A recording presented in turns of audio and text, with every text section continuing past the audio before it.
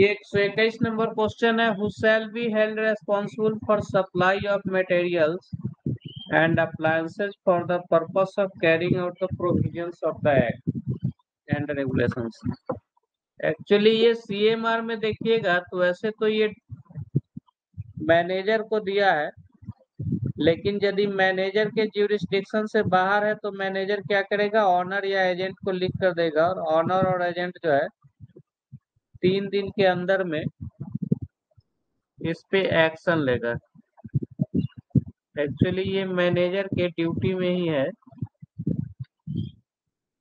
Supply of materials and appliances.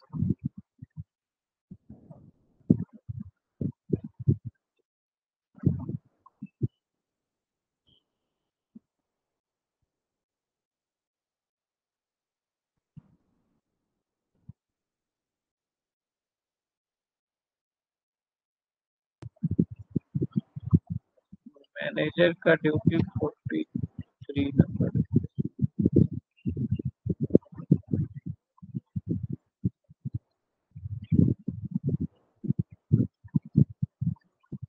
ये यहाँ पर देखिए, जैसे ये दिया हुआ है, the manager shall ensure that sufficient supply of proper materials and appliances for safety in mind। Ensure manager को करना है, लेकिन यदि मैनेजर के ज्यूरिसडिक्शन में नहीं है तो किसको, ऑनर और एजेंट को लिख कर देगा, मांगेगा।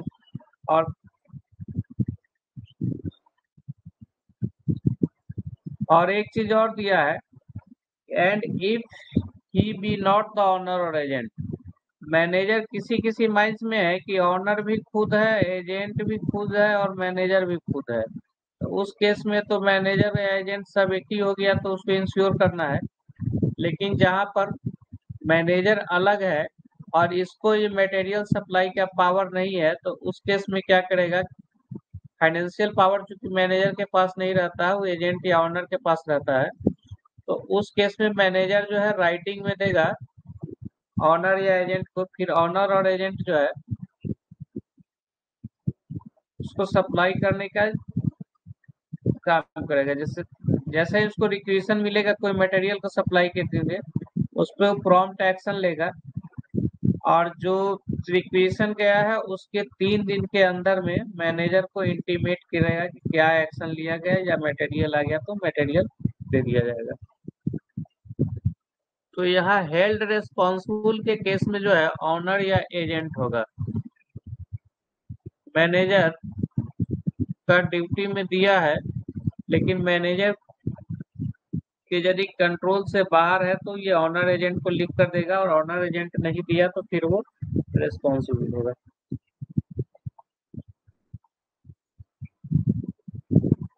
नेक्स्ट क्वेश्चन है, in which regulation of CMR 2017 the duties of safety officer is stipulated. CMR 2017 के किस रेगुलेशन में सेफ्टी ऑफिसर का ड्यूटी है? तो ये ड्यूटी वाला तो उधर का एक ड्यूटी जो है कंटिन्यूटी में है,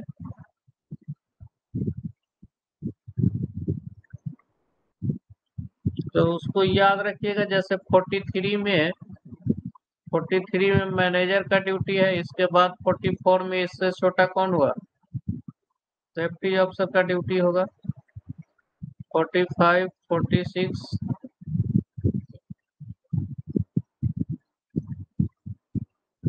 45 में लगता है असिस्टेंट मैनेजर का ड्यूटी होगा। उसके बाद वेंटिलेशन ऑफिसर, और फिर इसका ड्यूटी होना चाहिए। 43 में मैनेजर है, 44 में सेफ्टी ऑफिसर, 45 में असिस्टेंट मैनेजर, 46 में वेंटिलेशन ऑफिसर, और उसके बाद ओवरमैन, माइनिंग सर्जर और शॉट फायरर। ड्यूटी वाला भी क्रम से याद हो जाएगा, ज्यादा टफ नहीं है। 43 मैनेजर, उससे छोटा सेफ्टी ऑफिसर, फिर असिस्टेंट मैनेजर, फिर वेंटिलेशन ऑफिसर, उसके बाद 47, 48 और 49। ये तो मोस्ट इम्पोर्टेंट है, ये आता भी है एग्जाम में। 47 में ओवरमैन का है, 48 में माइनिंग सरदार का है, 49 में शॉर्ट फायर का है, और 50 में लगता है टिम्बर मिस्त्री का होगा। टिम्बर मिस्त्री का होगा, लेकिन इसका भी एक बार देख कर कंफर्म। 47 ओवर में तो ये एग्जाम में आप लोगों तो माइनिंग सरदार, ओवरमैन, शॉर्ट फायर, ये तीन में से तो कोई ना कोई एक आता ही है। 47, 48, 49। हाँ, 50 में जो है ड्यूटीज ऑफ सपोर्टमैन, 51 में मैकेनिकल वेंटिलेटर, और 52 में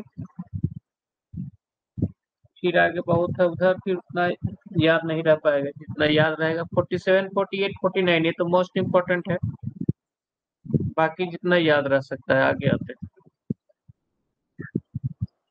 तो इसका 44 होगा, 43 में मैनेजर, 44 में सेफ्टी अफसर।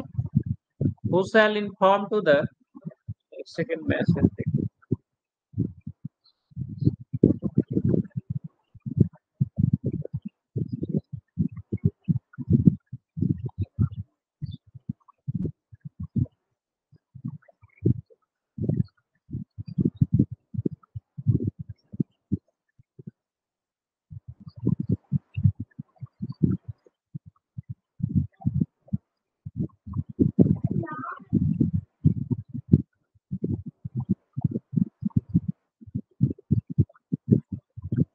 अब 50 में सपोर्टमैन है, 44।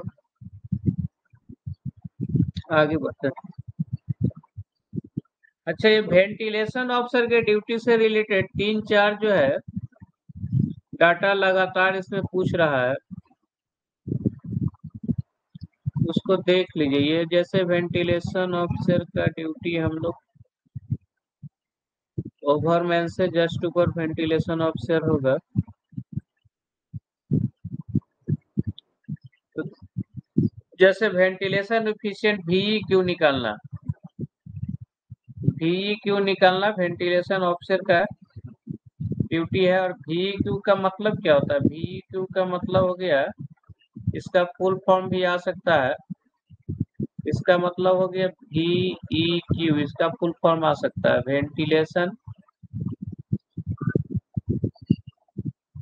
Efficient quotient. और ये निकलता कैसे है? इसका मतलब है कि डिस्ट्रिक्ट के एंट्रेंस पे कितना हवा है और लास्ट वेंटिलेशन कनेक्शन पे कितना हवा है। जनरली अगर डिस्ट्रिक्ट में हम लोग 1200 मीटर क्यूब पर मिनट अगर हवा भेज रहे हैं, हो सकता है कि फेस में जो है ये 800 मीटर क्यूब पर मिनट ही हवा जा रहा हो। तो ये 800 डिवाइडेड बाई 1200 और गुने जो 100 होगा, जितना परसेंट आएगा वही जो है वेंटिलेशन एफिशिएंट कोसेंट होगा। ये काट कुट कर जो परसेंट में आएगा उसको VEQ बोलेगा। तो VEQ निकालने का ड्यूटी किसका है? वेंटिलेशन ऑफिसर का ड्यूटी है। हम लोग को ड्यूटी ये निकालने का किसका है? तो ये फेस के रेस्पेक्ट, मतलब डिस्ट्रिक्ट के एंट्री में कितना हवा जा रहा है और फेस कप पर कितना मिल रहा है, ये दोनों का जो रेशियो होगा उसी को हम लोग बोलते हैं वेंटिलेशन एफिशिएंट कोसेंट, जो 40, 50, 60% के आसपास आता है, डिपेंडिंग अपॉन वेंटिलेशन सिस्टम या लीकेज। लीकेज ज्यादा होगा तो VEQ कम होगा।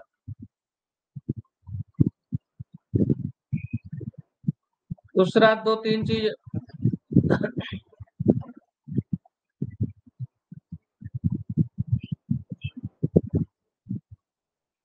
और एक दो चीज जो वेंटिलेशन ऑफिसर के ड्यूटी में है, बोला बैरोमीटर लगा हुआ रहता है इसका प्रेशर के लिए। इसका वाटर गॉज में यदि सडन कोई चेंज हो रहा है, इसको रिकॉर्ड करेगा और मैनेजर को इंटीमेट करेगा। ये ड्यूटी वेंटिलेशन ऑफिसर का है। दूसरा एक चीज दिया है कि फेस में वाटर स्प्रे का अरेंजमेंट देखना। वाटर स्प्रे का अरेंजमेंट देखने का ड्यूटी भी वेंटिलेशन ऑफिसर का है। और फेस से बोलता है, जहां पर फेस है उसके 90 मीटर तक के रेडियस में वाटर स्प्रे इंश्योर कराना। इसके लिए जो पाइपलाइन ये सब बिछाना है और जो अरेंजमेंट चाहिए पाइपलाइन का अरेंजमेंट, ये अरेंजमेंट को इंश्योर करने का ड्यूटी है वेंटिलेशन ऑफिसर को।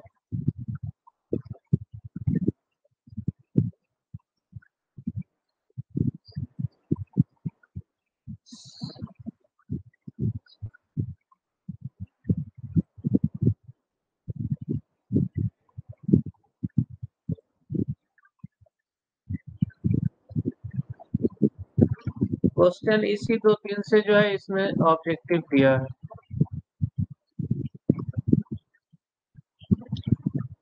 आगे कैसे दिया, who shall inform the manager for any unusual change in the barometric pressure. Barometric pressure में कोई अनयूजुअल चेंज है तो इसका इंफॉर्मेशन वेंटिलेशन अफसर जो है मैनेजर को देगा। ठीक है। As per provisions of CMR 2017, who shall be held responsible for determining VEQ। Ventilation efficient question, VEQ निकालने के लिए कौन रेस्पॉन्सिबल होगा। तो ये अभी हम लोग देखें, VEQ निकालने का ड्यूटी जो है CMR में, CMR का कितना 43 में मैनेजर हुआ, 44 में सेफ्टी अफसर हुआ, 45 में जो है असिस्टेंट मैनेजर, 46 में, 46 नंबर में वेंटिलेशन ऑफिसर का ड्यूटी में दिया हुआ है ये।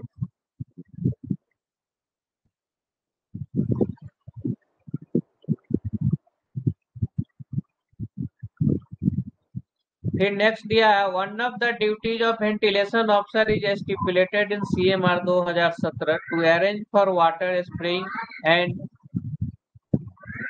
With in a metre of working place. तो ये अभी हम लोग पढ़ रहे कि वाटर स्प्रेइंग का अरेंजमेंट को इंश्योर करना वेंटिलेशन ऑफिसर का ड्यूटी है। और ये देखेगा कि फेस से 90 मीटर के अंदर में वाटर स्प्रे का व्यवस्था हुआ है कि नहीं हुआ है। सी ठीक है भुवनेश्वर। फिर as per CMR 2017, unless otherwise directed, the mining sardar is suppose to securing safety. Actually mining sardar का जो ड्यूटी है वो जनरली उसका डिस्ट्रिक्ट के अंदर रहता है। डिस्ट्रिक्ट को ही देखना, उससे बाहर का उसको नहीं रहता है। डिस्ट्रिक्ट और पर्टिकुलरली जिस फेस में दिया गया है, तो ये डिस्ट्रिक्ट होगा। Total mine, surface salt panel, ये सब माइनिंग सरदार के ड्यूटी में नहीं गए। इसको पर्टिकुलर जो डिस्ट्रिक्ट का सेफ्टी देखा दिया गया है वो देखने का इसका काम।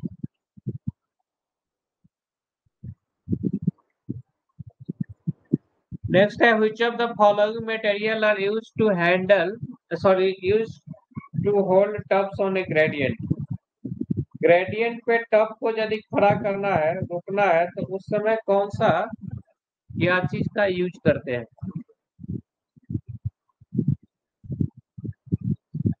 ग्रेडियंट में यदि टब को रोकना है, ऐसे ये ग्रेडियंट है, इसमें जो है सेट्स ऑफ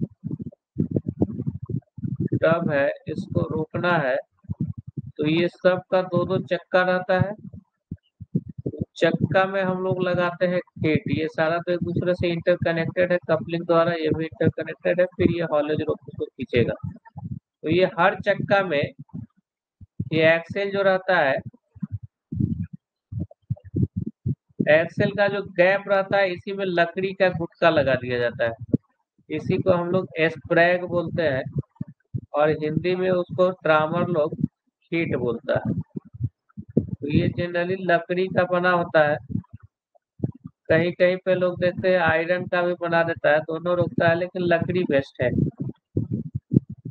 ये खीट, इसको हम लोग खीट बोलते हैं। खीट को ये सारे व्हील्स में या 3-4 व्हील्स में लगा दीजिएगा तो ये ग्रेडियंट पे टब जो है खड़ा रहेगा। ये ब्रेक जैसे काम करता है, ये इसको रोटेट नहीं होने देगा।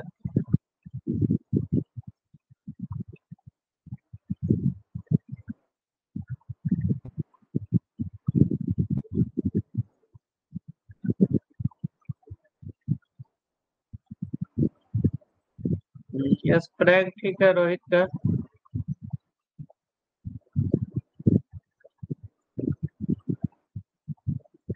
नेक्स्ट है,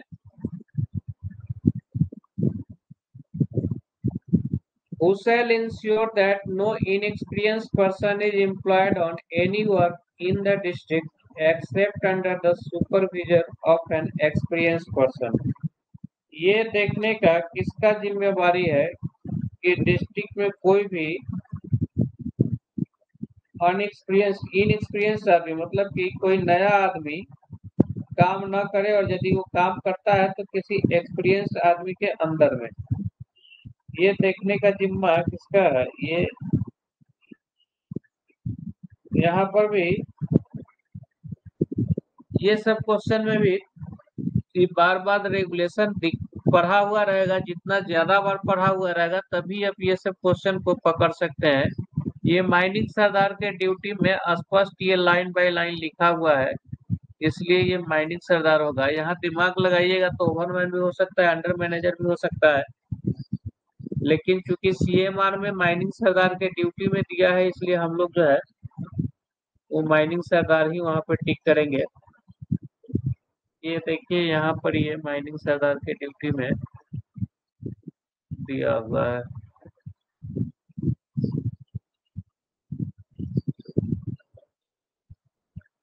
ये देखिए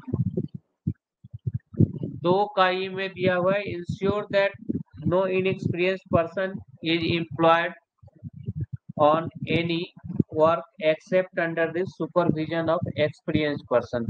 तो ये हो चुकी लाइन वहीं से है, तो और इस टाइप का क्वेश्चन तभी पकड़ाएगा जब बार बार सीएमआर को पढ़े हुए हैं, या नहीं तो चूंकि ऐसा क्वेश्चन एनसीडीए से ही उठाता है, अगर लकीली इससे उठाया तो फिर इसको 2-4 बार देख लिए हैं तो बना पाइएगा। फिर दिया it is expected that all timber supports of a mine are to be withdrawn by. Supports जो विथड्रॉल है, जहां भी विथड्रॉ है तो ये पहला बात तो विथड्रॉल ऑफ सपोर्ट्स 125 नंबर जो रेगुलेशन है उसके हिसाब से होगा, और इसको हम लोग करते हैं सिल्वेस्टर चेन, या इसी को सेफ्टी प्रॉप विथड्रॉल भी बोलते हैं, सेफ्टी प्रॉप विथड्रॉल। तो इसका आंसर बी होगा, ये याद रख लेना होगा। Who shall be held responsible to comply with the provision of regulation 204। 204 number regulation में दिया हुआ है मिस फायर, और मिस फायर को डील करने का काम किसका है, शॉर्ट फायर का है। तो 204 नंबर रेगुलेशन का कंप्लायंस सही सही है, हो रहा है कि नहीं, ये देखने का काम है शॉर्ट फायर का होगा। ठीक है, यहाँ तक। नेक्स्ट है which of the following job is not supposed to be done by timberman। इसके लिए आपको टिम्बरमैन का टोटल ड्यूटी एक बार पढ़ना होगा या पढ़ा हुआ है तभी आप इसको टिक कर पाएंगे। जैसे to carry out the order of manager and under manager, ये तो सबका ड्यूटी है। टू कैरी आउट द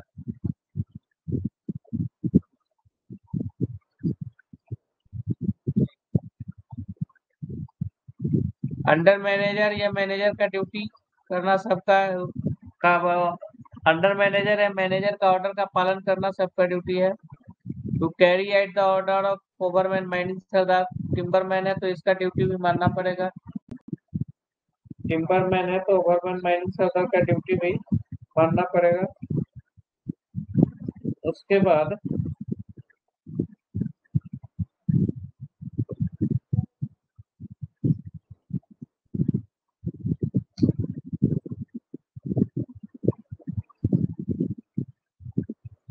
बाद है एक्ट पर सीएमआर 2017, सॉरी कहाँ पहुंच गया।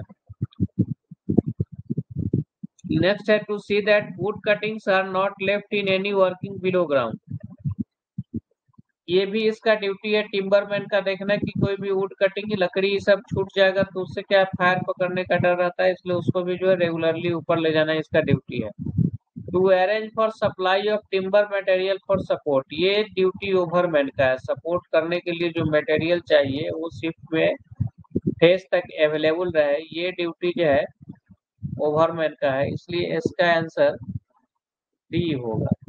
वैसे इसको एक बार इसका ड्यूटी को देख लीजिए, 50 नंबर में टिम्बर मिस्त्री का सपोर्टमैन का है। पहला दे दिया है पहले ही, to carry out the order of manager, assistant manager, overman, mining sardar और अदर कॉम्पिटेंट पर्सन। पहला ड्यूटी सपोर्टमैन का पहला ड्यूटी यही है, मतलब कि अपने से ऊपर के अधिकारी का आदेश का पालन करना। मैनेजर भी ऊपर का हो गया, असिस्टेंट मैनेजर भी, ओवरमैन भी, सरदार भी, और या other competent person. Ensure placement of supports are strictly in accordance with the according to the support plan के हिसाब से सपोर्ट्स लगे उसका ड्यूटी है। At once report to sardar और other competent person for any shortage of support material in his district. Support man का ये duty है कि जब भी कोई सपोर्ट का मटेरियल का कमी होगा तो सरदार या अदर कॉम्पिटेंट पर्सन सरदार या ओवरमैन को इंटीमेट करेगा। फिर in case of timber to be use of timber to be responsible to see that the wood cuttings are not left in any working below ground। wood cutting जो underground में रही है लेकिन ये टाइम टू टाइम सरफेस पे आ जाए, ये इसका ड्यूटी है। तो इतना सारा हम लोग ड्यूटी देखे, सप्लाई देखना इसका ड्यूटी नहीं है। शॉर्टेज होगा तो ये इंटीमेट करेगा ओवरमैन और माइनिंग सरदार को।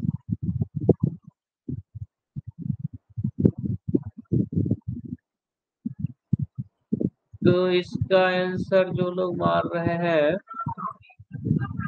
डी 131 का टी सही है, ठीक है। नेक्स्ट है एज पर CMR 2017 the mine manager is suppose to record the facts related to working which have approached to about a meter from the boundary disused working or waterlogged working। A is given by। यहाँ पर दिया हुआ है, ये हम लोग पढ़े थे, माइन सर्वेयर का जो ड्यूटी है उस ड्यूटी वाले रेगुलेशन में ये दिया हुआ है कि जब कोई वर्किंग सस्पेक्टेड डिस्यूज्ड वर्किंग या वाटर लॉक्ड वर्किंग या माइन बाउंड्री के पास पहुंचने वाला है तो 120 मीटर पहले 120 मीटर पहले अपना डायरी में, सर्वेयर्स डायरी में वो फुल फैक्ट्स को नोट करता है और उस पे मैनेजर का काउंटर साइन होता है। तो इसका आंसर 120 होगा।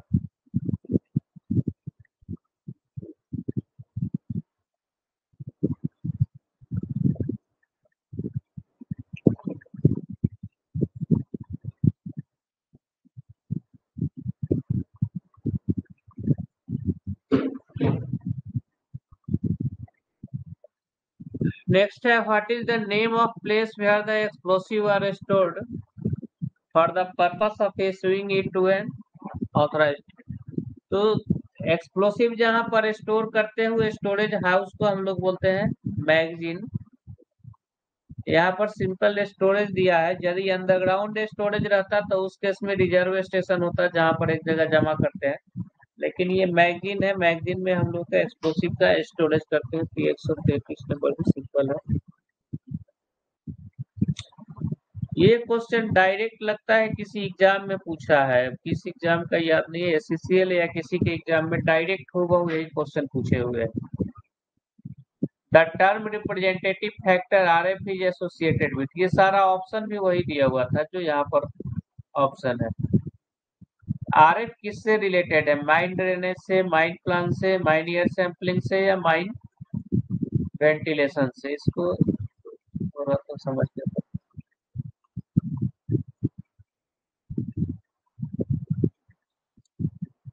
RF, पहले RF का फुल फॉर्म क्या है ये भी पूछ सकता है, रिप्रेजेंटेटिव फैक्टर। और ये होता क्या है?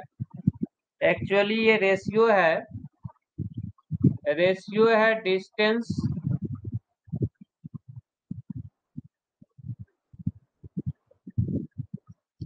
Distance on ground divided by distance on plan.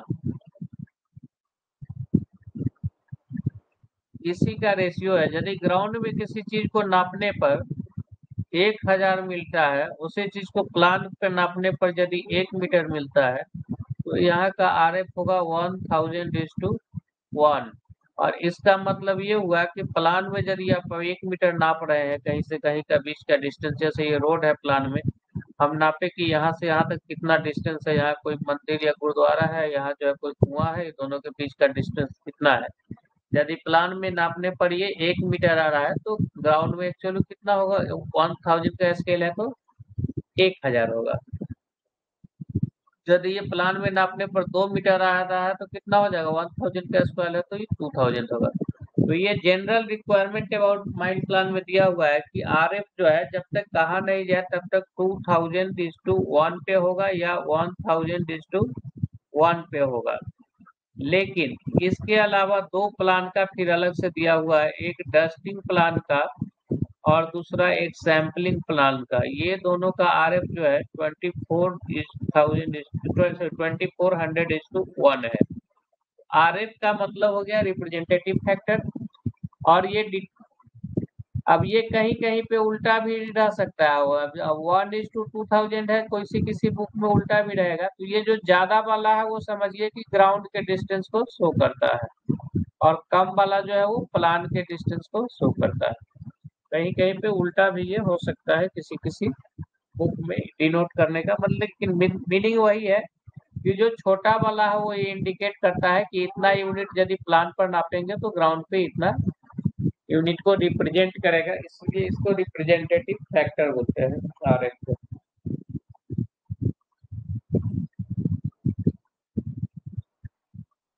इसके आगे वाला क्वेश्चन में सकते हैं।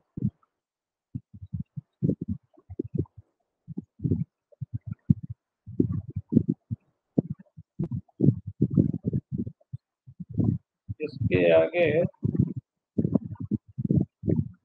क्वेश्चन है, in any shaft, ladder or a strong construction may be used as a means of ingress or egress of person employed in a mine. What should be the maximum inclination of said ladder from horizontal? ये बोल रहा है किसी shaft या ladder में strong in any shaft ladder or a strong construction may be used as a means of ingress, मतलब किसी shaft में आने जाने के लिए सीढ़ी या कुछ बनाइए, और वो जो सीढ़ी जो होगा ये शाफ्ट में आने जाने के लिए कम डेप्थ 30 मीटर से कम डेप्थ है तभी ये सब सीढ़ी ही चलेगा, नहीं तो फिर मैकेनिकल मीन्स चाहिए। तो उस केस में ये अगर सीढ़ी ऐसा लगाते हैं तो सीढ़ी जो लगेगा वो सीढ़ी का इंक्लिनेशन जो है 80 डिग्री से कम होना चाहिए, या not more than 80 degree, 80 degree से ज्यादा पे नहीं होना चाहिए लाइन। अगर ज्यादा पड़ता है तो फिर आप वैसा ये छोटा छोटा सीढ़ी करके व्यवस्था कीजिए, कर सकते हैं, लेकिन किसी भी कीमत पे ये 80 से ज्यादा नहीं होना चाहिए। यदि ये जगह कम है, 80 से ज्यादा या कम ये तो डिपेंड करता है इसका, ये वाला ये ज्यादा है तो ये कम कर सकते हैं एंगल, लेकिन अगर शाफ्ट का चौड़ाई तो हम लोग घटा बढ़ा नहीं सकते हैं ना। उस केस में क्या करेंगे, 80 से कम करने के लिए यहाँ जैसे ऐसे रखेंगे, फिर दूसरा प्लेटफॉर्म से यहाँ से फिर जो है कोई सीढ़ी जो है ऐसे रहेगा, फिर उसके बाद अगर ये ऐसे रहेगा, लेकिन 80 से कम पे ये झुका हुआ रहना चाहिए सीढ़ी।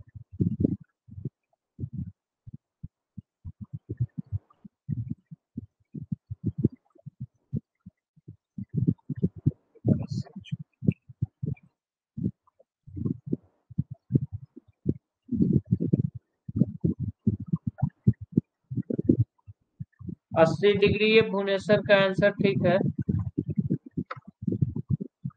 नेक्स्ट है, what is the minimum distance stipulated between two shaft inclines और आउटलेट्स ऑफ ए माइन? ये तो बहुत इंपॉर्टेंट क्वेश्चन है, ये लग रहा है कि ऑब्जेक्टिव एग्जाम जो होता है उसमें हर एक अल्टरनेट एक दो एग्जाम में ये पूछता है, बहुत इंपॉर्टेंट है। दो शाफ्ट या दो इंक्लाइन के बीच में जो मिनिमम डिस्टेंस है वो 13.5 मीटर से कम नहीं होना चाहिए, 13.5 मीटर मिनिमम डिस्टेंस है।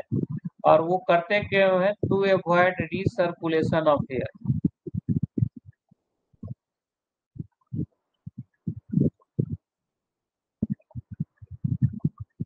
एक तो स्टेबिलिटी पर्पस होगा, दूसरा नजदीक में रहेगा तो इधर से अगर ये रिटर्न हवा है तो यही वाला इसमें जाएगा, ये एक दिक्कत हो जाएगा। इसलिए दो शाफ्ट या इंक्लाइन के बीच में 13.5 मीटर से कम डिस्टेंस नहीं होना चाहिए। ये बहुत इंपॉर्टेंट है, कई बार एग्जाम में पूछा है। एक शाफ्ट और दूसरा यदि इंक्लाइन भी है तो ये दोनों के बीच में जो है 13.5 मीटर से कम डिस्टेंस नहीं होना चाहिए।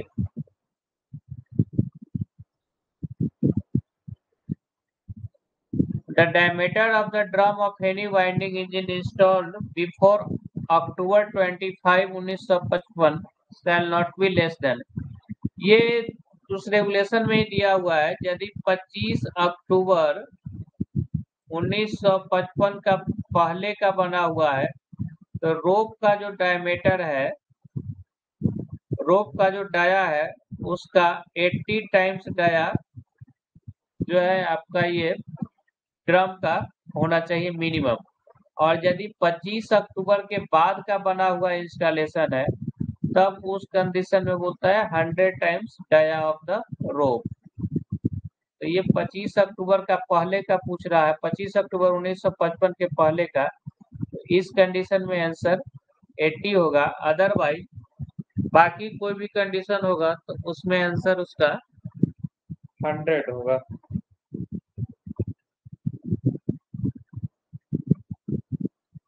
उसके बाद जो क्वेश्चन है, what shall be minimum distance between detaching hook and detaching plate where geared engine is used and the cage is its normal position at the top of the shaft। ये बोल रहा है कि वो शाफ्ट पे, जैसे ये शाफ्ट का टॉप है, टॉप पे यहाँ पर जो है केज मान लिए कि ये खड़ा है, केज के ऊपर जो चेन सब है वो है, उसके ऊपर ये जो है डी लिंक और बाकी जो अटैचमेंट सब है, ये कैपेल लगा हुआ है, सॉरी ये डिटैचिंग हुक है, फिर रोप है, इसके पहले कैपेल वगैरह जो जो है सारा लगा हुआ है। उसके बाद इसके ऊपर में रहता है यहाँ पर ये है डिटैचिंग हुक, डिटैचिंग हुक जो कि, और ऊपर में रहता है ये, इसको बोलते हैं हम लोग बेल प्लेट। इसका काम है कि जब ये ओवर बाइंड होगा तो यहाँ पर जाके इस बेल प्लेट का ये दोनों तरफ जो प्लेट है उस पे जाके डिटैचिंग हुक का दोनों फिन्स जो है स्ट्राइक करता है, और उसके बाद रोप जो है खुल के चला जाता है और बाकी ये जो केज है और बाकी स्ट्रक्चर है ये सेफ्टी केज के साथ जो है अटक जाता है। तो ये बोलता है जब ये केज हमारा ये टॉप पोजीशन पर है तो ये डिटैचिंग हुक के सेंटर से और ये जो बेल प्लेट है ये दोनों के बीच में यदि गियर्ड इंजन है तो ये डिस्टेंस 1.8 मीटर से कम नहीं होना चाहिए। और यदि डायरेक्ट एक्टिंग इंजन है, डायरेक्ट एक्टिंग इंजन मतलब कि जिसमें गियर नहीं है, जिसमें कोई गियर नहीं है, उस कंडीशन में वो डिस्टेंस बोलता है 3.6 मीटर से कम नहीं होना चाहिए। तो यहाँ पर बोल रहा है गियर्ड इंजन, तो ये डिस्टेंस जो है 1.8 मीटर होगा।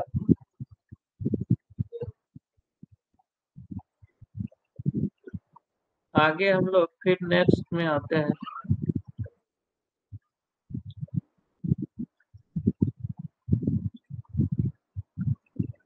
नेक्स्ट है,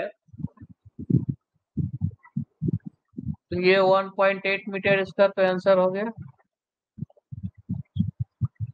what is the name of the device used in shaft exceeding 100 metre in depth to prevent over speeding and over binding. ये याद रखिए, ओवर स्पीडिंग और ओवर बाइंडिंग के लिए जो यूज होता है ऑटोमेटिक कंट्रीवांस है, 100 मीटर डेप्थ से ज्यादा पे लगाना है।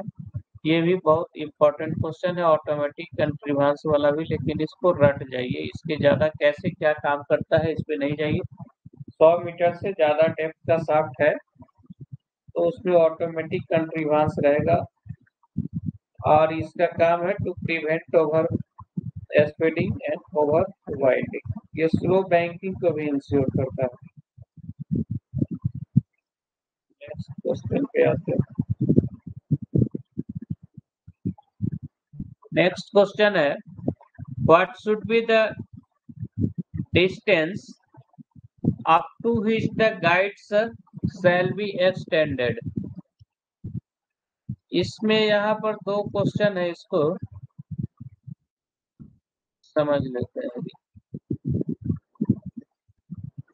एक तो बोल रहा है कि 150 मीटर से ज्यादा डेप्थ का जब सिंकिंग शाफ्ट हो, शाफ्ट की खुदाई हो रही है, 150 मीटर से ज्यादा हो गया, तो बोलता है कि ये जो केज वगैरह जो आ रहा है, ये केज के दोनों तरफ जो है गाइड रोप्स का व्यवस्था रहेगा। और ये गाइड रोप्स जो है जहां तक डेप्थ हुआ है, वो डेप्थ से कम ये गाइड रोप जो है 22.5 मीटर ऊपर तक गाइड रोप्स का व्यवस्था रहेगा। ये क्या है, गाइड रोप के बारे में। दूसरा एक चीज और बोलता है कि जब इस टाइप का ये सिंकिंग शाफ्ट है, तो उस कंडीशन में यहाँ पर जो है कवरिंग प्रोवाइड करने के लिए बोलता है। खाली आपका जो ये बकेट आने जाने वाला है, वो बकेट भर का जगह छोड़ दीजिए और बाकी जगह को कवर करके लिए बोलता है रखने के लिए। और ये कवर भी जो बॉटम फ्लोर जहाँ तक खुदाई हो रहा है उससे 22.5 मीटर ऊपर तक, तो ये भी 22.5 और ये भी 22.5, ये 22.5 है गाइड के लिए, ये 22.5 है ये कवरिंग देने के लिए, ताकि ऊपर से कोई मटेरियल वगैरह डायरेक्ट जो है कोई आदमी काम कर रहा है तो उसके शरीर पर गिरे नहीं। इसका पर्पस सिर्फ यही है कि डायरेक्ट कुछ उसके माथे पर गिरे नहीं, इसलिए यहाँ पर ये कवरिंग दिया जाता है। अब हम लोग क्वेश्चन को देख लेते हैं। क्वेश्चन बोल रहा है what should be the distance up to which the guide shall be extended towards the bottom of the sinking shaft. Exceeding 150 metre depth से ज्यादा होगा तो गाइड्स का व्यवस्था करना है, और गाइड्स जो है बॉटम से 22.5 मीटर ऊपर तक एक्सटेंडेड रहेगा। और ये जो हम लोग देखें कि कवरिंग जो देना है, वो कवरिंग देना है कब, जब 45 मीटर से ज्यादा डेप्थ हो जाएगा तो उस कंडीशन में ये कवरिंग देना है। और 45 मीटर से ज्यादा डेप्थ हुआ तो 45 का आधा कितना, 22.5, ये 22.5 मीटर ही, इसमें भी 22.5 मीटर ही है जिस पर की कवरिंग देना है।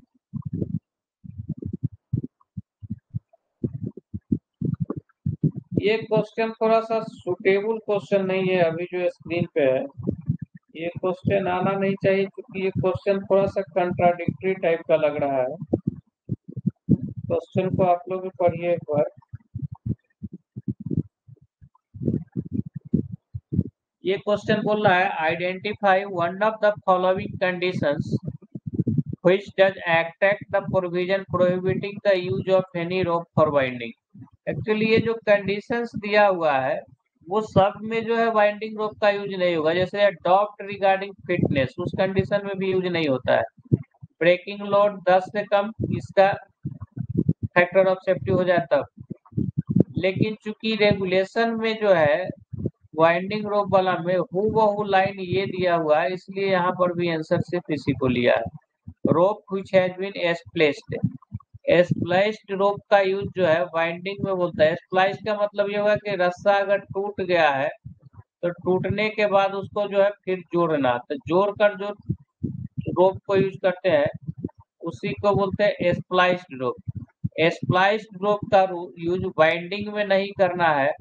और दूसरा बोलता है स्प्लाइस्ड रोप का यूज डायरेक्ट रोप हॉलेज में भी नहीं करना है। ये याद रखिए, डायरेक्ट रोप हॉलेज में भी नहीं यूज करना है और बाइंडिंग में भी यूज नहीं करना है। दूसरा, डायरेक्ट रोप हॉलेज में एक चीज याद रखिए कि वहाँ जो रोप यूज होता है उसका factor of safety direct rope haulage का 8 से कम नहीं होना चाहिए। तो ये साथ में इसको रिवीजन करते चलिए। स्प्लाइस्ड रोप हॉलेज में, डायरेक्ट रोप हॉलेज में नहीं होगा। एंडलेस रोप हॉलेज में आप कर सकते हैं, डायरेक्ट में मना किया है। इसके बाद क्वेश्चन है, उस पर वाला देख लिए क्वेश्चन, 143 नंबर क्वेश्चन अब है। एज पर CMR 2017, what should be the minimum depth of sinking shaft for which winding rope made of cold drawn steel wires? Actually cold drawn और हॉट ड्रॉन ये स्टील प्रोसेसिंग का process है। Cold drawn और hot drawn, तो cold drawn का मतलब होता है कि स्टील को गर्म करने के बाद इससे जब प्रोसेसिंग करते हैं, वायर लगा रहे हैं या चादर निकाल रहे हैं या पाइप बना रहे हैं, कुछ बोल रहे हैं, तो गर्म जितना करना है तो कर दिए, लेकिन उसके बाद जो प्रोसेसिंग होता है वो दो डाई के बीच में जो करते हैं, तो ये डाई जो है यदि ठंडा रहता है, रूम टेम्परेचर के आसपास रहता है, या मटेरियल का जो रिक्रिस्टलाइजेशन टेम्परेचर है उसके यदि नीचे होता है, रिक्रिस्टलाइजेशन टेम्परेचर के नीचे, तो हम लोग बोलते हैं कोल्ड ड्रॉन। अब सिंपल जानिए कि ये इसका जब प्रोसेसिंग के टाइम में यदि डाई से जब गुजारते हैं तो उसको ऑलमोस्ट रूम टेम्परेचर पर ठंडा करके गुजारते हैं, तो उसको कोल्ड ड्रॉन बोलते हैं। और इसमें फिनिशिंग अच्छा मिलता है, मजबूती अच्छा मिलता है, इसलिए बोलता है कि जहां पर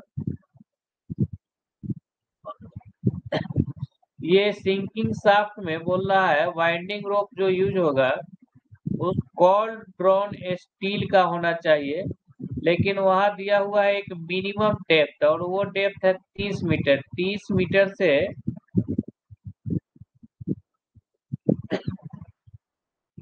what should be the minimum depth of sinking shaft for which winding rope made of cold drawn steel is recommended? मतलब 30 मीटर से ज्यादा का डेप्थ, मतलब 30 मीटर हो गया तो 30 मीटर के बाद में कोल्ड ड्रॉन स्टील का ही वायर रोप यूज करने के लिए बोलता है। ये मिनिमम 30 है, 30 के ऊपर जितना भी सिंगिंग शाफ्ट होगा उसमें जो वाइंडिंग रोप होगा वो कोल्ड ड्रॉन स्टील का होना चाहिए। कोल्ड ड्रॉन का मतलब वही है कि डाई से जब गुजारते हैं तो ये ठंडे हालत में गुजारते हैं, और जबकि जो हॉट ड्रॉन होगा वो गर्म हालत में ही जो है ये पूरा हिट हिट करके उसको गुजारते हैं। तो ये कोल्ड ड्रॉन 30 वाला याद रखना होगा खाली। अब इधर कुछ क्वेश्चन है,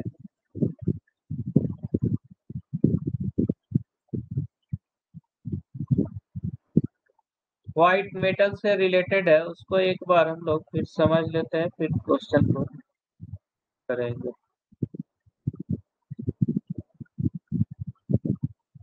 दो चीज बोल रहा है एक्चुअली, ये आगे जो दो चीज है रोप कैपल से रिलेटेड है। रोप कैपल का मतलब क्या है? रोप का जो इंड अटैचमेंट होता है, रोप को डायरेक्ट किसी चीज से तो आप नहीं बांध दीजिएगा ना, ये पूरा यथी रहता है, ये वायर रोप है, ये इजी इसका हैंडलिंग नहीं है।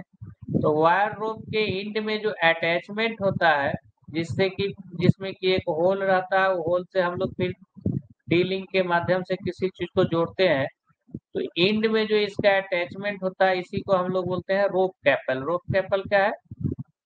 रोप का इंड का अटैचमेंट, मतलब इंड अटैचमेंट है इसका, ठीक है। अब ये रोप कैपल जो बनता है उससे रिलेटेड बहुत सारा रेगुलेशन में पॉइंट है।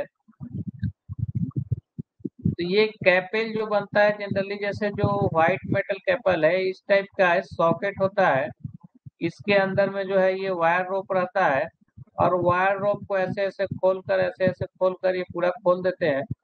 फिर इसमें जो है व्हाइट मेटल डालते हैं। क्या डालते हैं इसमें? इस सॉकेट में डालते हैं हम लोग व्हाइट मेटल। और ये व्हाइट मेटल डालने के बाद इसको, ये जो डालने का प्रोसेस है इसी में दो तीन चीज बोल रहा है। इसका जो टैपर्ड पोर्शन है, यहाँ पर ये जो टैपर्ड पोर्शन है उसका डायमीटर बोलता है, ये वाला जो डायमीटर है, यदि रोप का डाया 26 mm से कम है, लेस देन 26 mm है, उस कंडीशन में बोलता है कि ये जो टैपर्ड पोर्शन है उसका डाया होना चाहिए 6.5 टाइम्स ऑफ रोप डाया।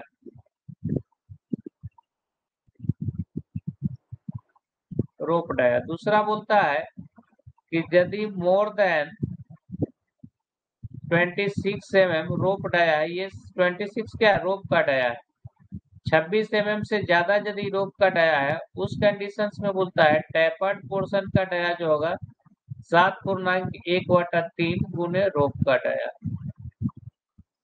तो ये याद रखिए, 26 से कम रहेगा तो 6.5, और 26 से ज्यादा रहेगा तो टैपर्ड पोर्शन का जो है 7.25, 7.25 उसको 7/1/3, 7/1/3 इतना होना चाहिए।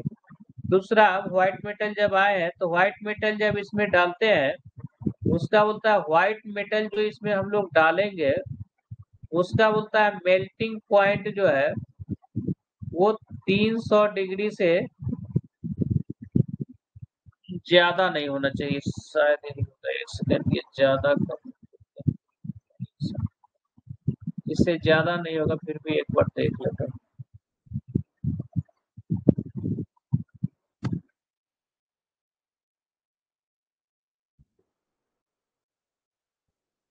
हाँ, ज्यादा नहीं होना चाहिए।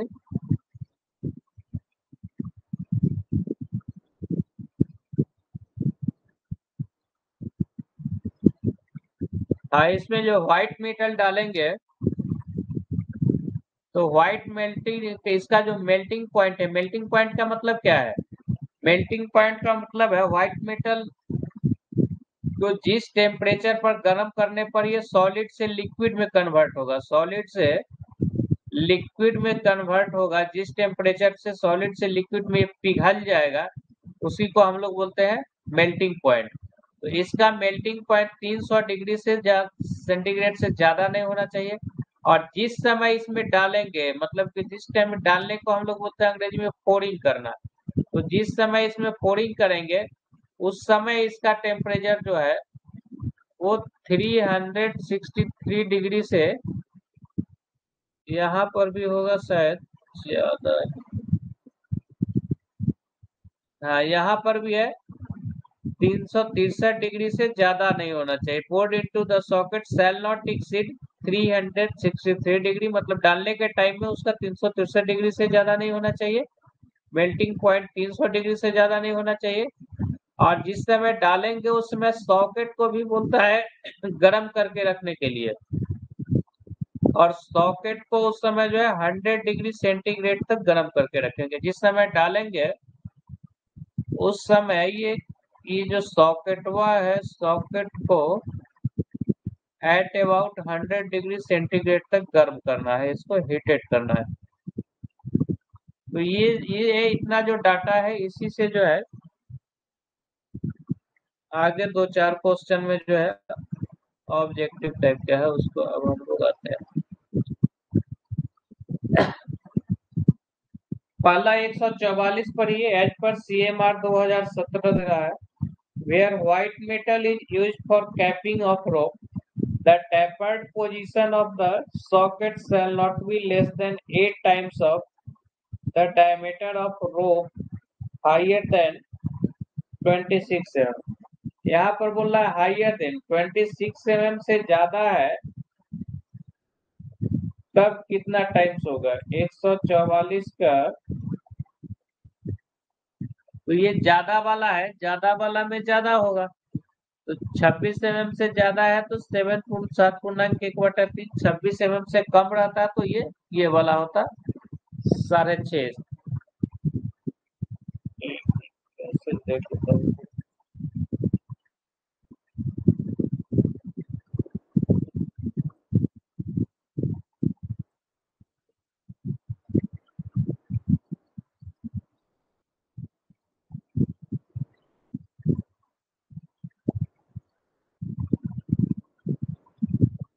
इसका रामजीत का आंसर सी ठीक है।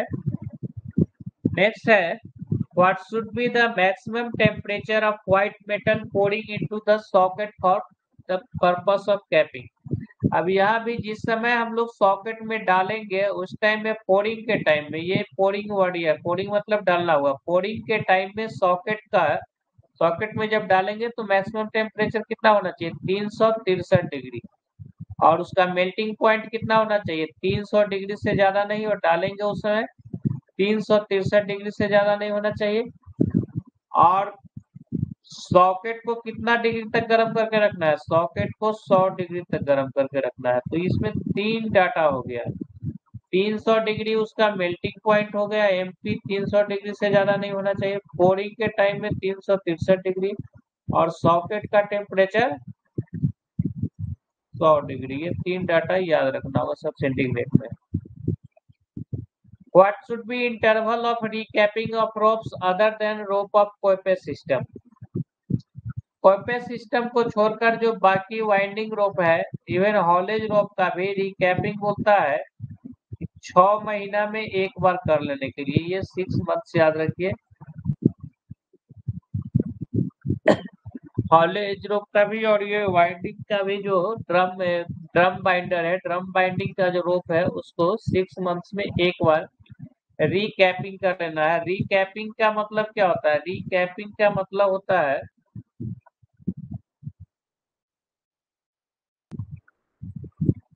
रिकैपिंग का मतलब होता है क्योंकि रोप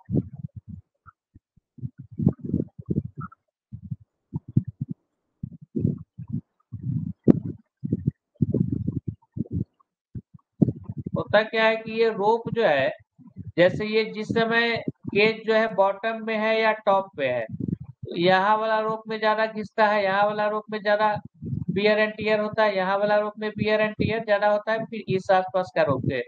बाकी बीच वाला रोप पे ज्यादा अंतर नहीं पड़ता है। मैं बोलता है कि हर 6 महीना में, चूंकि ये सब जगह पर जो रोप है, जो जहाँ पर पुल्ली पे इन कर रहा है रोप और जहाँ छोड़ रहा है वहां पर बियर एंड टियर ज्यादा होता है। दूसरा, ये ड्रम पर जहाँ छोड़ रहा है वहां बियर एंड टियर ज्यादा होगा। तीसरा, ये जहाँ पर कैपल है वहां बियर एंड टियर ज्यादा है।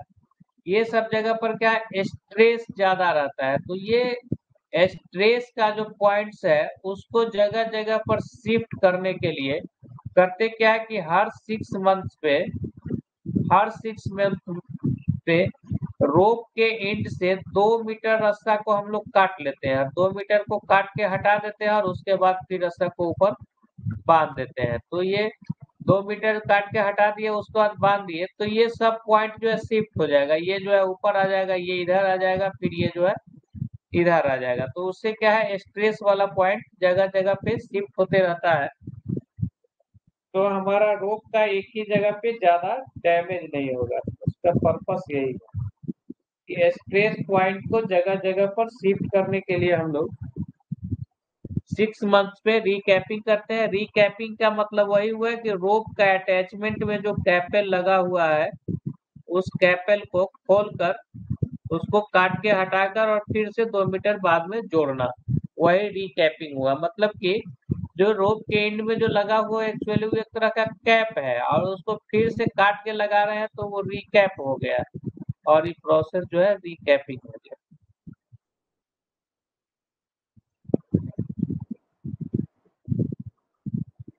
नेक्स्ट क्वेश्चन है, what should B interval of रिकैपिंग of ropes? तो हो गया। What is the maximum period of service expected from all parts of suspension gear? ये याद रखिए कि सस्पेंशन गियर का हर एक पार्ट्स का लाइफ जो है 6 साल से कम रहेगा, 6 साल से ज्यादा नहीं होगा। 6 साल ही उसका लाइफ है, नॉट मोर देन 6 ईयर्स। ये 6 साल इसका लाइफ है। और सस्पेंशन गियर का हर एक कंपोनेंट्स का फैक्टर ऑफ सेफ्टी 10 से कम नहीं होना चाहिए। वो भी जो थ्रेडेड ज्वाइंट्स है उसका 15 फैक्टर ऑफ सेफ्टी बोलता है। सस्पेंशन गियर हो जाता है केज से लेकर रोप कैपल के बीच का जो जितना भी पार्ट्स है, ये हम लोग शायद पढ़े होंगे, उसको सस्पेंशन गियर बोलते हैं। उसका लाइफ 6 साल है और फैक्टर ऑफ सेफ्टी 10 से कम इन जनरल नहीं होगा। थ्रेडेड ज्वाइंट्स का 15 से कम नहीं होगा। नेक्स्ट है, it shall be duty of engineer और other competent person to examine every winding rope once at least. ये क्वेश्चन है, ये वाइंडिंग इंजन का जो एग्जामिनेशन होता है और वाइंडिंग रोप का, उसमें 3 चीज दिया है। कुछ है वीकली एग्जामिनेशन के लिए, तो वीकली जो एग्जामिनेशन होता है उस समय रोप को हम लोग 8 मीटर पर सेकंड के स्पीड से गुजारते हैं, और जो मंथली एग्जाम होता है उसमें 0.5 मीटर पर सेकंड से गुजारते हैं, और बाकी जो ईयरली एग्जाम होता है उसमें जो है हम लोग थॉरो देखते हैं, इवन जो इंजन का इंटरनल कंडीशंस का भी हम लोग चेक करते हैं, कब, साल में एक बार। तो ये याद रखिए, मंथली में 0.5, वीकली में 1 मीटर पर सेकंड।